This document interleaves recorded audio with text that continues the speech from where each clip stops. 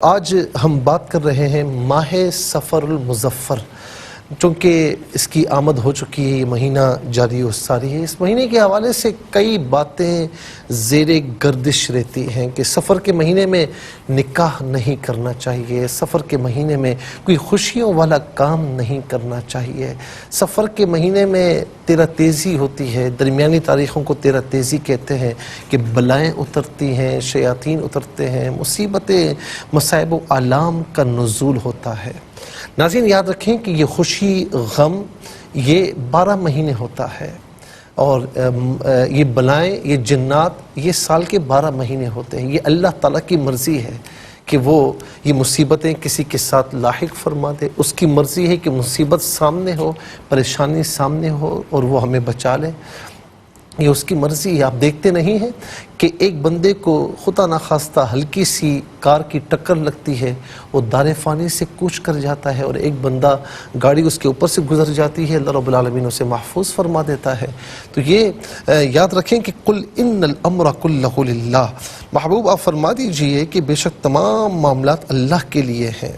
لن یصیبنا الا ما کتب اللہ لنا، ہرگز ہمیں نہیں پہنچتا مگر وہی جو اللہ رب العالمین نے ہمارے لیے لکھ دیا ہے۔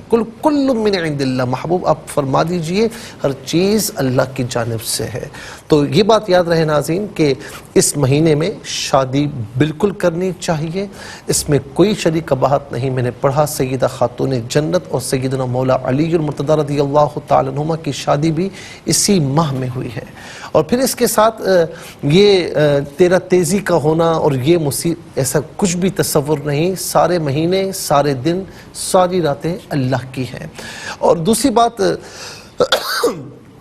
قرآن کریم میں بھی اللہ رب العالمین نے اس کا ذکر فرمایا کہ ان عدت الشہور عند اللہ 12 شہرا فی کتاب اللہ یوم خلق السماوات والارض منها 4 حرم، کہ بے شک اللہ رب العالمین کے نزدیک مہینوں کی تعداد 12 ہے، اور یہ جب سے زمین و آسمان کی تخلیق ہوئی ہے اسی وقت سے ہے۔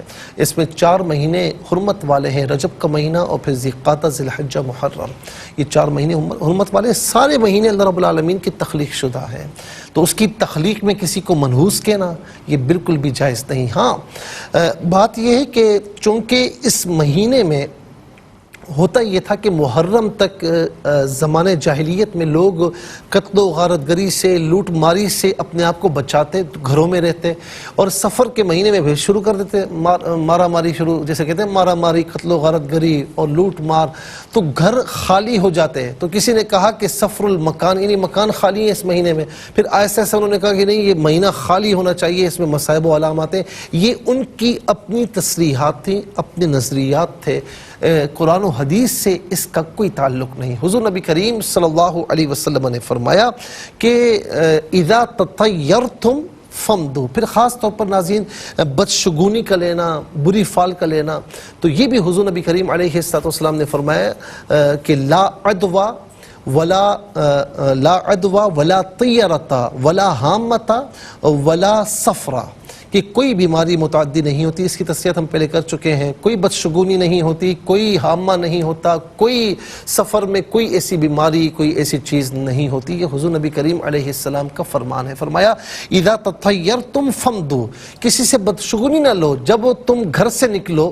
تو اب ناظرین 2 چیزیں ہوتی ہیں نا، کہ ایک تو ہوتا ہے نیک فال لینا، یعنی کوئی کام پر جا رہا ہے، جا بیٹا اللہ رب العالمین تجھے کامیاب فرمائے، ماں کہتی، باپ کہتا ہے، بیٹے کا دل بڑھ جاتا ہے کہ اب تو کامیابی ہوگی، کوئی بزرگ کہہ دے اب تو کامیابی ہوگی، یہ نیک فال ہے، اس میں کوئی حرج نہیں ہے۔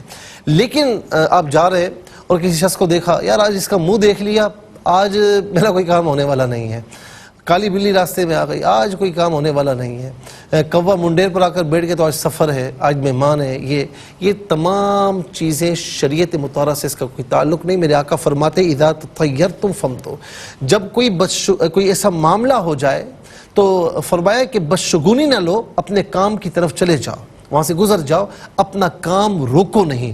جس نے بدشگونی کی وجہ سے اپنا کام روکا تو فرمایا بڑے نازین الفاظ ہیں حدیث پاک کے، فقد قارف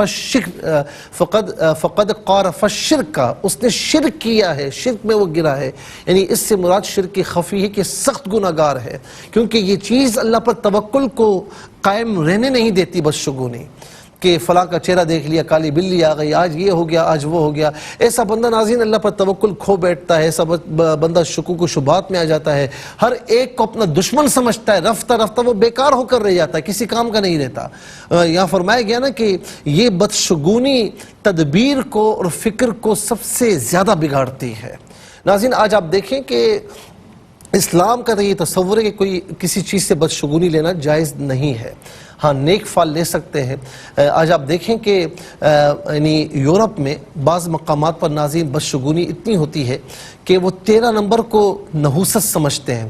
بعض ہوٹلز میں 13 نمبر روم نہیں ہوتا، بلکہ بعض ایروپلین میں آپ دیکھیں تو 13 نمبر سیٹ نہیں ہوتی، کہ وہ اچھا بلڈنگز میں 12 کے بعد 12 کے بعد 14 ہوتا ہے، 13 نہیں ہوتا بعض مقامات پر.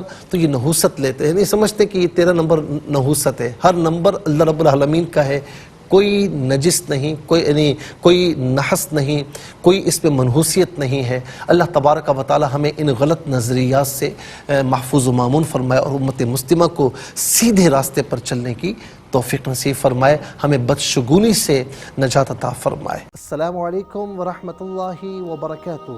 ناظرین دینی معلومات اور احکامات پر مبنی مزید ویڈیوز دیکھنے کے لیے ARYQ TV کا چینل سبسکرائب کریں، اور ہاں بیل آئیکن کو دبانا مت بھولیں تاکہ آپ کے پسندیدہ پروگرامز آپ سے مس نہ ہو جائیں.